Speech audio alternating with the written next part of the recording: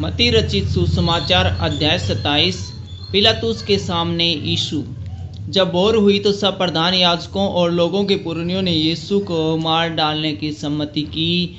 उन्होंने उसे बांधा और ले जाकर पिलातुस हाकिम के हाथ में सौंप दिया। यहूदा द्वारा आत्महत्या। जब उसके पकड़वाने वाले यहूदा ने देखा कि वह दोषी ठहराया गया है तो वह पछताया और वे 30 चांदी के सिक्के प्रधान याजकों और पुरनियों के पास फेर लाया और कहा, मैंने निर्दोष को घात होने के लिए पकड़वाकर पाप किया है। उन्होंने कहा, हमें क्या, तू ही जान। तब वह उन सिक्कों को मंदिर में फेंक कर चला गया और जाकर अपने आप को फांसी लगा ली। प्रधान याजकों ने उन सिक्कों को लेकर कहा, इन्हें भंडार घर में रखना उचित नहीं, क्योंकि यह लहू का दाम है। अतः उन्होंने सम्मति करके उन सिक्कों से परदेशियों के गाड़े जाने के लिए कुम्हार का खेत मोल ले लिया। इस कारण वह खेत आज तक लहू का खेत कहलाता है। तब जो वचन यिर्मयाह भविष्यवक्ता के द्वारा कहा गया था वह पूरा हुआ। उन्होंने वे 30 सिक्के अर्थात उस ठहराए हुए मूल्य को जिससे इज़राइल की संतान में से किसानों ने ठहराया था ले लिया, और जैसा प्रभु ने मुझे आज्ञा दी थी वैसा ही उन्हें कुम्हार के खेत के मूल्य में दे दिया। पिलातुस के प्रश्न। जब यीशु हाकिम के सामने खड़ा था तो हाकिम ने उससे पूछा, क्या तू यहूदिया का राजा है?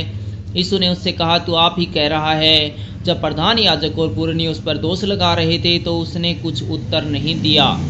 इस पर पिलातुस ने उससे कहा, क्या तू नहीं सुनता कि तेरे विरोध में कितनी गवाहियां दे रहे हैं? परंतु उसने उसको एक भी बात का उत्तर नहीं दिया। यहाँ तक कि हाकिम को बड़ा आश्चर्य हुआ। मृत्यु दंड की आज्ञा। हाकिम की यह रीति थी कि उस पर्व में लोगों के लिए किसी एक बंदी को जिससे वे चाहते थे छोड़ देता था। उस समय उसके यहाँ बरअब्बा नामक एक माना हुआ बंदी था। अतः जब वे इकट्ठा हुए तो पिलातुस ने उससे कहा, तुम किसको चाहते हो कि मैं तुम्हारे लिए छोड़ दूं, बरअब्बा को या यीशु को जो मसीह कहलाता है? क्योंकि वह जानता था कि उन्होंने उसे डाह से पकड़वाया है।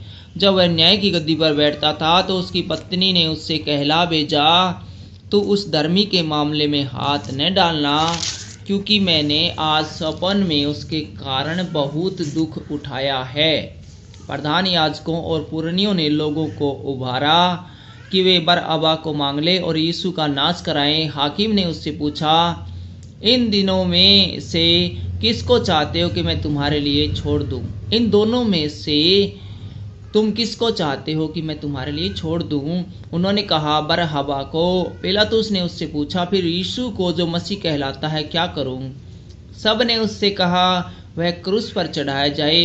हाकिम ने कहा, क्यों? उसने क्या बुराई की है?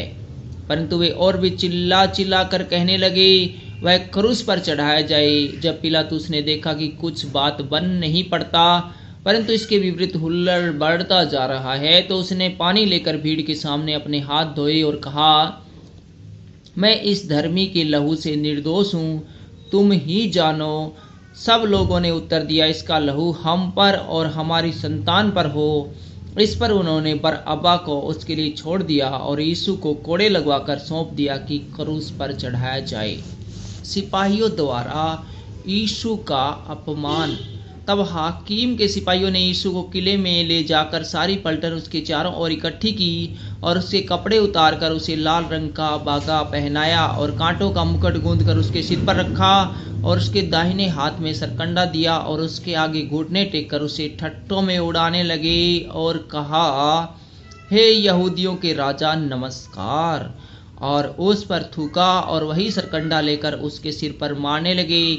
जब वे उसका ठट्ठा कर चुके तो वह बागा उस पर से उतार कर फिर उसी के कपड़े उसे पहनाए और क्रूस पर चढ़ाने के लिए ले चले। यीशु का क्रूस पर चढ़ाया जाना। बाहर जाते हुए उन्होंने शमौन नामक एक कुरेनी मनुष्य मिला। उन्होंने उसे बेगार में पकड़ा कि वह उसका क्रूस उठाकर ले चले। उस स्थान पर जो गुलगुता अर्थात खोपड़ी का स्थान कहलाता है पहुंचकर उन्होंने पीत पिलाया हुआ दाखरस उसे पीने को दिया, परंतु उसने चक्कर पीना न चाहा। तब उन्होंने उसे क्रूस पर चढ़ाया और चिट्ठियां डालकर उसके कपड़े बांट लिए। और वहाँ बैठकर उसका पहरा देने लगे। और उसका दोस्त पुत्र उसके सिर के ऊपर लगाया कि यह यहूदियों का राजा है, यह यहूदियों का राजा यीशु है। तब उसके साथ 2 डाकू, एक दाहिने और एक बाएं क्रूसों पर चढ़ाए गए। आने जाने वाले सिर हिला हिला कर उसकी निंदा करते थे और यह कहते थे, हे मंदिर के ढाने वाले और 3 दिन में बनाने वाले, अपने आप को तो बचा। यदि तू परमेश्वर का पुत्र है तो क्रूस पर से उतर आ। इसी रीति से प्रधान याजक भी शास्त्रियों और पुरनियों समेत ठट्ठा कर करके कहते थे, इसने औरों को बचाया और अपने आप को नहीं बचा सका, यह तो इजराइल का राजा है। अब क्रूस पर से उतर आए तो हम उस पर विश्वास करें। उसने परमेश्वर पर भरोसा रखा है। यदि वह इसको चाहता है तो अब इसे छुड़ा ले, क्योंकि उसने कहा था, मैं परमेश्वर का पुत्र हूँ। इसी प्रकार डाकू भी जो उसके साथ क्रूस पर चढ़ाए गए थे उसकी निंदा करते थे। यीशु का प्राण त्यागना। दोपहर से लेकर तीसरे पहर तक उस सारे देश में अंधियारा छाया रहा। तीसरे पहर के निकट यीशु ने बड़े शब्द से पुकार कर कहा, एली एली लमा शबक्तनी, अर्थात हे मेरे परमेश्वर तूने मुझे क्यों छोड़ दिया। जो वहाँ खड़े थे उनमें से कितनों ने यह सुनकर कहा, यह तो एलिया को पुकारता है। उनमें से एक तुरंत दौड़ा और स्पंज लेकर सिरके में डुबाया और सरकंडे पर रखकर उसे चुसाया। औरों ने कहा, रह जाओ, देखें एलिया उसे बचाने आता है कि नहीं। तब यीशु ने फिर बड़े शब्द से चिल्लाकर प्राण छोड़ दिया। और देखो, मंदिर का पर्दा ऊपर से नीचे तक फटकर 2 टुकड़े हो गया और धरती डोल गई और चट्टानें तड़क गई और कब्रें खुल गई और सोए हुए पवित्र लोगों के बहुत से शव जी उठे। और उसके जी उठने के बाद वे कब्रों में से निकलकर पवित्र नगर में गए और बहुतों को दिखाई दिए। तब सूबेदार और जो उसके साथ यीशु का पहरा दे रहे थे भूकंप और जो कुछ हुआ था उसे देखकर अत्यंत डर गए और कहा, सचमुच वह परमेश्वर का पुत्र था। वहाँ बहुत सी स्त्रियां जो गलील से यीशु की सेवा करती थी उसके साथ आई थी, दूर से यह देख रही थी। उसमें मरियम मगदलीनी और याकूब और यासेस की माता मरियम और जब्दी के पुत्र की माता थी। यीशु का गाड़ा जाना। जब सांझ हुई तो यूसुफ नामक अरितमिया का एक धनी मनुष्य जो आप ही यीशु का चेला था आया। उसने पिलातुस के पास जाकर यीशु का शव मांगा। इस पर पिलातुस ने उसे दे देने की आज्ञा दी। यूसुफ ने शव लिया, उसे उज्जवल चादर में लपेटा और उसे अपनी नई कब्र में रखा जो उसने चट्टान में खुदवाई थी, और कब्र के द्वार पर बड़ा पत्थर लुढ़का कर चला गया।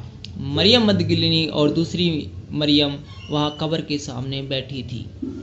कब्र पर पहरा। दूसरे दिन जो तैयारी के दिन के बाद का दिन था, प्रधान याजकों और फरीसियों ने पिलातुस के पास इकट्ठे होकर कहा, हे महाराज, हमें स्मरण है कि उस भरमाने वाले ने जब वह जीवित था कहा था, मैं 3 दिन के बाद जी उठूंगा। अतः आज्ञा दे कि तीसरे दिन तक कब्र की रखवाली की जाए, ऐसा न हो कि उसके चेले आकर उसे चुरा ले जाएं और लोगों से कहने लगे, वह मरे हुए में से जी उठा है। तब पिछला धोखा पहले से भी बुरा होगा। पिलातुस ने उनसे कहा, तुम्हारे पास पहरुए तो है, जाओ अपनी समझ के अनुसार रखवाली करो। अतः वे पहरुओं को साथ लेकर गए और पत्थर पर मोहर लगाकर कब्र की रखवाली की। Thank you.